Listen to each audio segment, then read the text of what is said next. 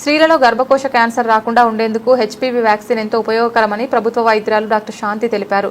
అందుకే కేంద్ర రాష్ట్ర ప్రభుత్వాలు ముందస్తు జాగ్రత్తగా 14 సంవత్సరాల బాలికలకు ఈ వ్యాక్సిన్ వేయించాలని నిర్ణయించాలని చెప్పారు. మార్కాపురం జిల్లా కొమరోలు ప్రభుత్వ ప్రాథమిక వైద్యశాలలో ఏఎన్ఎంలు, ఆశా వర్కర్లు, విలేజ్ హెల్త్ క్లినిక్ సిబ్బందితో ప్రత్యేక అవగాహన సమావేశాన్ని డాక్టర్ శాంతి నిర్వహించారు.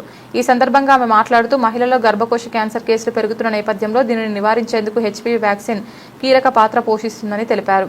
ఈ కార్యక్రమంలో వైద్య సిబ్బంది 14 సంవత్సరాలలోపు ఉన్న బాలికలను గుర్తించి వారి తల్లిదండ్రులను అవగాహన కల్పించాలని సూచించారు. త్వరలో ఈ వ్యాక్సిన్ కార్యక్రమం ప్రారంభం కానుందని, తల్లిదండ్రులు తమ కుమార్తెలకు వ్యాక్సిన్ వేయించుకునేందుకు ముందుకు రావాలని కోరారు.